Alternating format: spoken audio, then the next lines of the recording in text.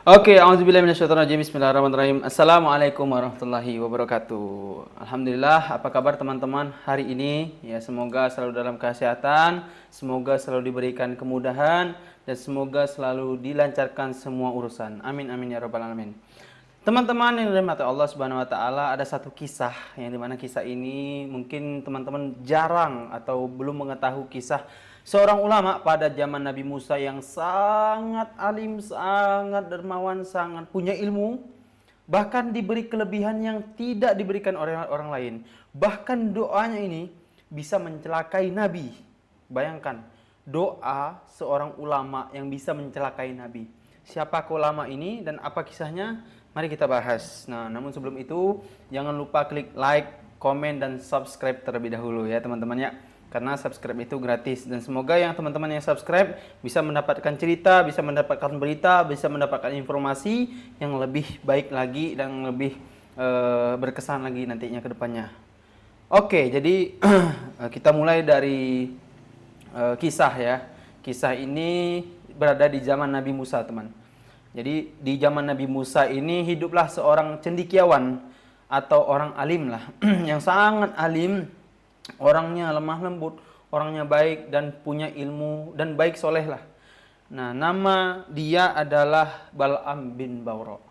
Nah, di Al-Quran memang tidak ada nama yang tercantum yaitu Bal'am bin Bawra. Namun ada sebuah ayat, nah ini ada sebuah ayat yang menurut para pakar ilmu tafsir, para ulama dunia yang merujuk pada kisah Bal'am bin Bawra.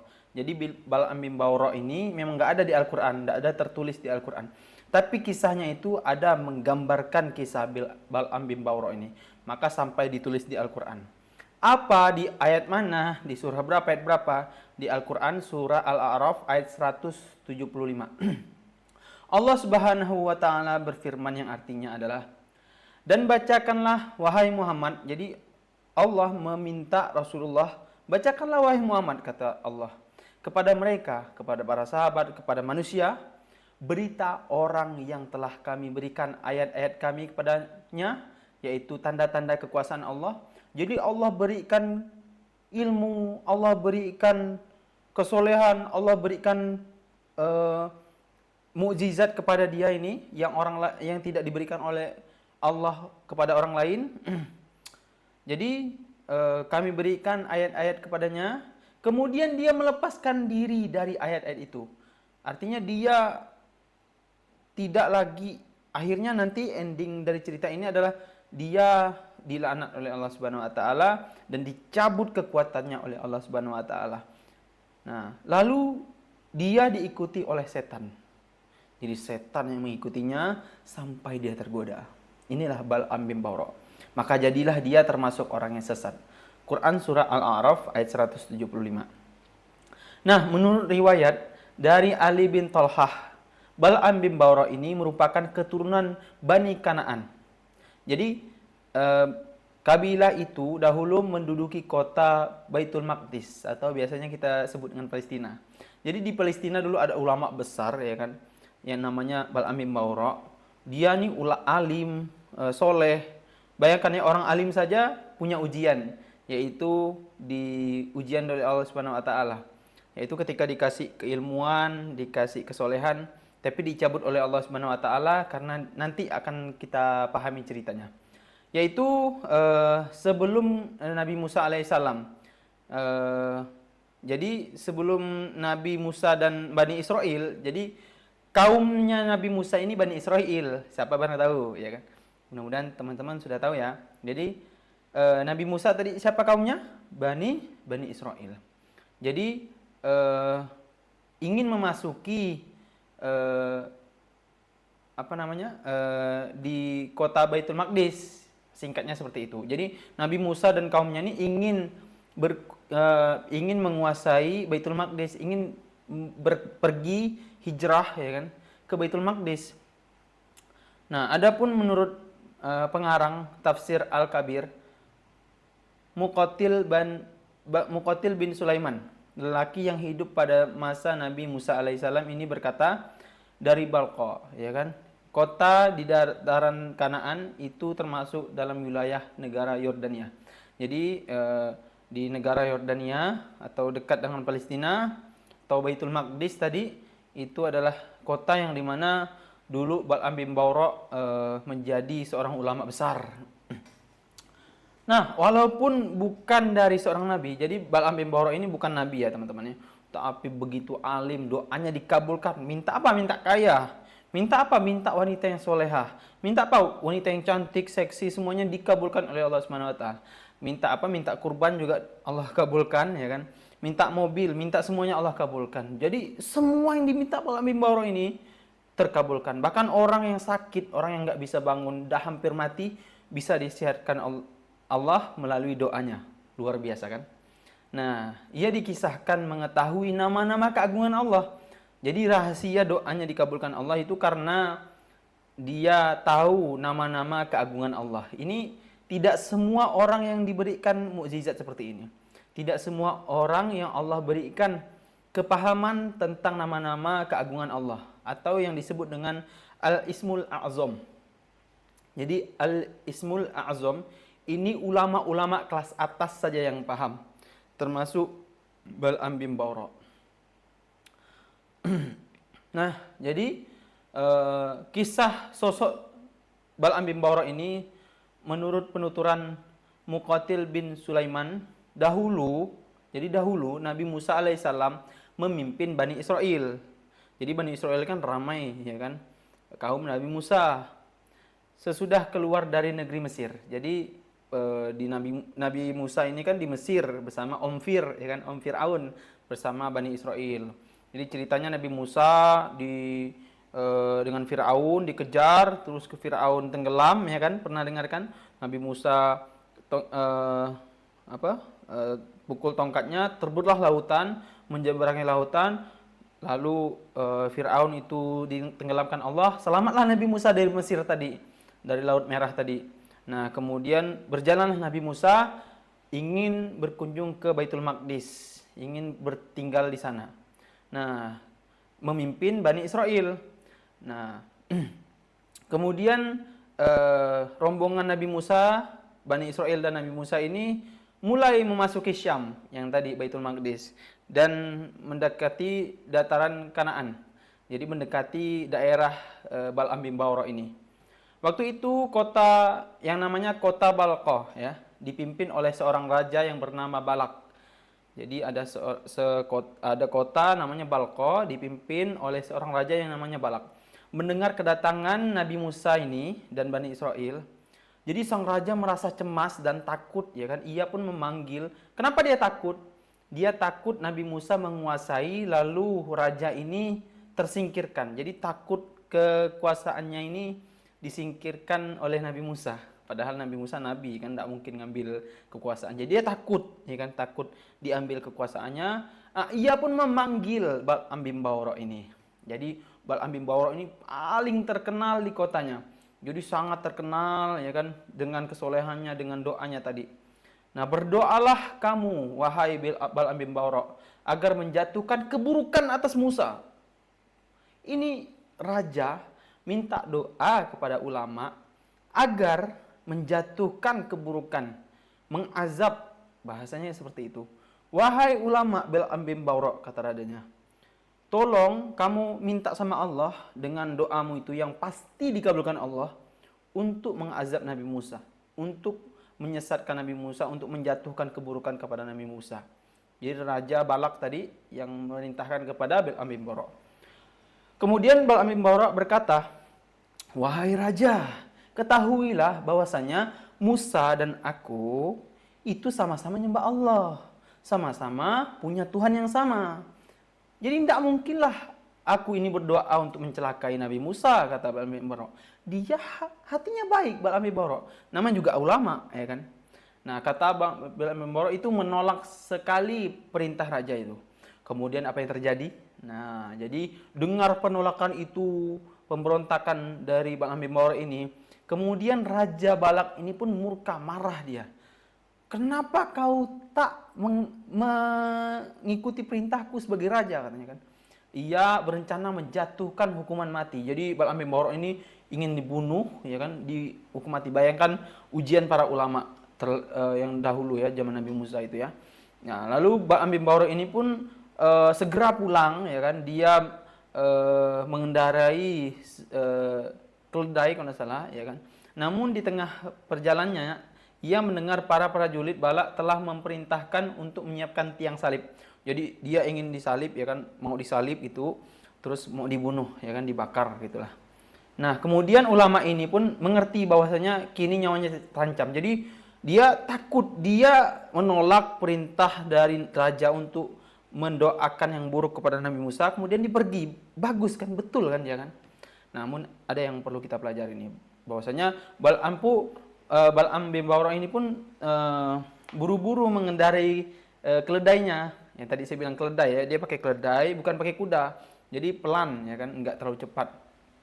Dan pergi menuju kemah Bani Israel. Jadi dia pengen bertemu dengan Nabi Musa, pengen ngumpul dengan Bani Israel. Nah, belum sampai tujuan, belum sampai di kemah Bani Israel. Jadi belum bertemu Nabi Musa, belum bertemu dengan Bani Israel. Hewan yang dinaikinya ini, wah ini sangat mengerikan sekali ceritanya nih ya. Jadi tiba-tiba keledai ini memberontak sejadi-jadinya. Jadi karena kesal pun dia memukul kaki binatang ini, kaki keledai ini dipukulnya. Jadi kata dia kan, kata Bal'am bin Ba'urah, kenapa sih berhenti gitu kan? Terus yang anehnya, aneh sekali, keledai ini bisa bicara. Kata dia, mengapa kau pukul aku katanya. Bayangkan tuh, binatang keledai bisa bicara. Aku diperintahkan untuk berhenti di sini. Seketika sontak Bal'am bin Ba'urah pun kaget gitu ya. Waduh, ini kok keledai bisa bicara gitu kan. Jadi kata keledai ini, di depanku itu ada api yang sangat besar, kata keledai. Dan tiba-tiba Bal'am bin Ba'urah pun heran gitu, kenapa sih keledai ini bisa bicara dan kaget gitu kan. Bisa bicara dan mengatakan di depannya ada api yang besar. Bal'am bin Ba'urah pun terkejut dan merasa tidak mungkin sampai ke kemah Bani Israel. Jadi dia merasa, aduh tidak mungkin nih sampai Bani Israel nih, baru setengah perjalanan, sedangkan ini pasukan raja ini mengejarku. Nah, ia pun balik ke tempat raja. Langsung dia pergi ke istana dan bertemu dengan raja. Nah, raja itu pun berkata dengan tegas ya kan, aku tak mau tahu katanya. Aku tak mau tahu, wahai ulama, aku raja katanya kan, aku tidak mau tahu. Sekarang kau berdoa kepada Tuhanmu agar Musa dan semua Bani Israel itu tidak bisa memasuki kota ini.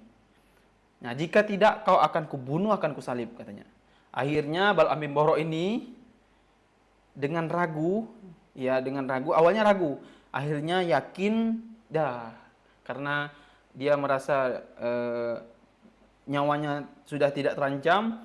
Akhirnya dia berdoa kepada Allah agar Nabi Musa dan Bani Israel ini tidak memasuki kota Balqah tadi. Tidak tanggung-tanggung, ya kan? Dia menyebutkan semua al-ismul azam ini. Jadi dia sebutkan, dia puji-puji Allah. Dia memuji Allah, dia sebutkan keagungan Allah. Sehingga apa yang terjadi? Ternyata doanya dikabulkan Allah Subhanahu wa taala. Kaget gak tuh? Doa seorang ulama dikabulkan Allah untuk menyesatkan Nabi Musa, untuk agar Nabi Musa itu tidak masuk ke kota Balqah ini, ke daerah Balqah ini. Nah, kemudian apa dampak dari doa dia? Nah, Bani Israel yang terkenal dengan ngeyelnya, yang terkenal dengan bantahnya, dia pun termakan oleh omongan-omongan orang bahwasanya di Balqah ini atau tanah Kanaan ini dikuasai oleh orang-orang berbadan besar dan kekar. Jadi takutlah Bani Israel ini, takut dan nyalinya kecil ya kan. Kemudian Nabi Musa menyuruh kaumnya untuk bangkit dan bertempur merebut Kanaan. Jadi nggak apa-apa kata Nabi Musa, kita perang saja dengan mereka. Bani Israel justru tentu menolak ya kan, karena banyak nolaknya Bani Israel ini. Ngeyel kata orang. Momen ini pun dibadikan di Al-Quran. Ada di Al-Quran ternyata, surah Al-Maidah ayat 24. Mereka berkata, Wahai Musa, sampai kapanpun kami tidak akan memasuki kota itu selama mereka masih ada di dalamnya. Karena itu pergilah engkau bersama Tuhanmu, kata Bani Israel. Dan berperanglah kamu berdua. Jadi Nabi Musa itu berdua, Musa dan Harun ya. Biarkanlah kami tetap menanti di sini saja. Jadi dia takut, Bani Israel ini. Takut dibunuh, takut diancam. Allah Subhanahu wa taala pun kemudian menghukum Bani Israel, ya, mereka dibiarkan berputar-putar di padang pasir itu. Di padang gurun pasir yang nggak ada tanaman. Selama berapa tahun? Tahu nggak? Selama 40 tahun. Bayangkan 40 tahun Allah sesatkan kaum Nabi Musa.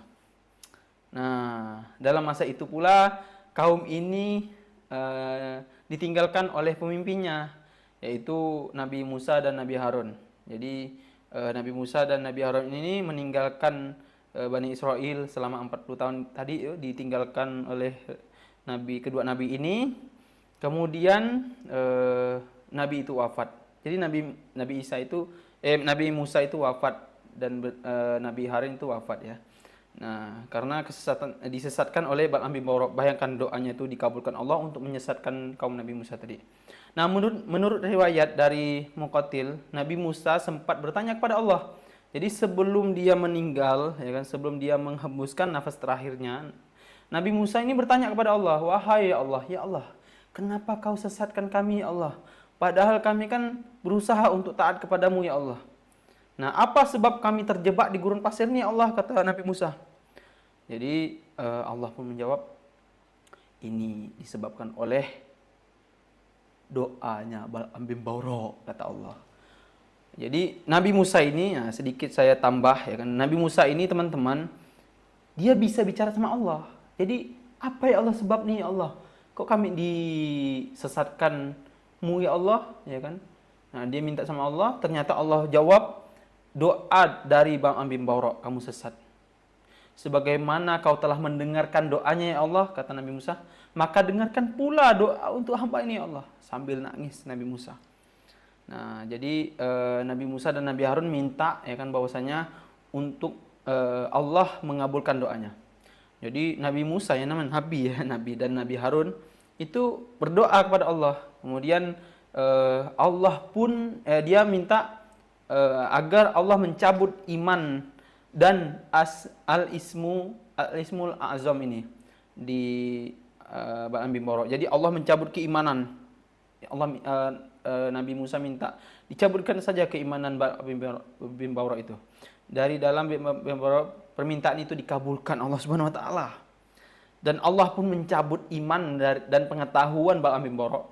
Jadi seketika Bal'am bin Ba'ura itu jadi kafir ya kan, tidak punya iman. Terus bahkan bodoh ya kan, pengetahuan dicabut Allah. Nah, termasuk al-ismul azam. Jadi doanya yang pasti dikabulkan, orang minta apa saja dikabulkan oleh Allah, dicabut Allah. Nah, ketika itu terjadi, nah, tahu nggak apa yang terjadi? Jadi tampak seperti cahaya yang berbentuk merpati, jadi seperti burung itu keluar dari tubuh orang ini, Bal'am bin Ba'ura ini. Jadi menurut Muqatil, inilah yang disebut fansalakha minha. Jadi dalam di Al-Qur'an di surah Al-A'raf ayat 175 itu fansalakha minha. Jadi itulah yang dimaksud dengan keagungan Allah Subhanahu wa taala. Nah, kemudian Bal'am bin Ba'ura mati dalam keadaan sesat dan kafir. Bayangkan teman-teman, ulama saja yang punya banyak ilmu, doanya dikabulkan oleh Allah Subhanahu wa taala, itu bisa mati dalam keadaan kafir dan tidak beriman, bahkan bodoh, ya kan? Nah, apalagi kita? Apalagi kita? Siapa kita yang bukan ulama? Bukan juga orang alim? Banyak dosa, bagaimana kita mati nanti? Itu jadi renungan kepada kita semua. Semoga Allah Subhanahu wa taala memberikan kemudahan, husnul khatimah kepada kita, sehingga kita mati dan wafat dalam keadaan yang baik-baik, yang Allah ridho terhadap kematian kita. Amin amin ya rabbal alamin. Begitu kisahnya teman-teman. Jadi jangan lupa ya kan, bahwasanya ulama yang terkenal saja bisa goyah imannya. Jadi mulai dari dia menolak perintah raja untuk mendoakan keburukan kepada Nabi Musa, dia menolak dan dia lari dari raja. Kemudian godaan itu, setan itu menggoda. Jadi setan yang membuat keledai itu berkata. Nah, jadi kemudian dia pun termakan oleh hasutan setan, dan apa yang terjadi? Dia pun mengikuti kesesatan setan itu. Jadi, walaupun kita banyak dosa, teman-teman, jangan ikuti kemauan setan, ya kan? Nah, berdosa itu wajar karena manusia. Tapi yang salah adalah ketika kita sudah tak lagi berada di jalan Allah Subhanahu wa taala. Maka salah satu cara kita untuk terus berada di jalan Allah, selalulah bertobat kepada Allah. Ingatlah kesalahan-kesalahan kita, teman-teman. Jadi jangan sampai kita mati dalam keadaan kafir. Wala tamutunna illa wa antum muslimun. Nah, itu berada di Quran surat juga ya. Jadi di Quran surah Ali Imran ayat ke-102, ya ayyuhalladzina amanu taqullah haqqa tuqatih. Jadi wahai orang-orang yang beriman, bertakwalah kepada Allah dengan sebenar-benar takwa. Jadi jangan ragukan. Terus saja bertakwa kepada Allah, jangan ikuti perintah-perintah setan itu. Wala tamutunna illa wa antum muslimun. Janganlah kamu mati kecuali dalam keadaan beragama Islam. Jadi untuk teman-teman yang mendengarkan kisah ini, semoga termotivasi, semoga menjadi manusia yang beruntung, yang Allah wafatkan dan Allah matikan dalam keadaan yang baik. Amin amin ya rabbal alamin. Begitu yang bisa saya sampaikan, semoga ini menginspirasi kita semua, termasuk saya juga yang menceritakan kisah ini. Yang baik datang dari Allah. Ma asobaka min hasanatin famin Allah, surah An-Nisa ayat ke-79. 479, ya kan? Yang baik-baik datang dari Allah, yang salah-salah itu datang dari kesalahan saya pribadi. Saya tutup dengan wabillahi taufiq wal hidayah. Wassalamualaikum warahmatullahi wabarakatuh.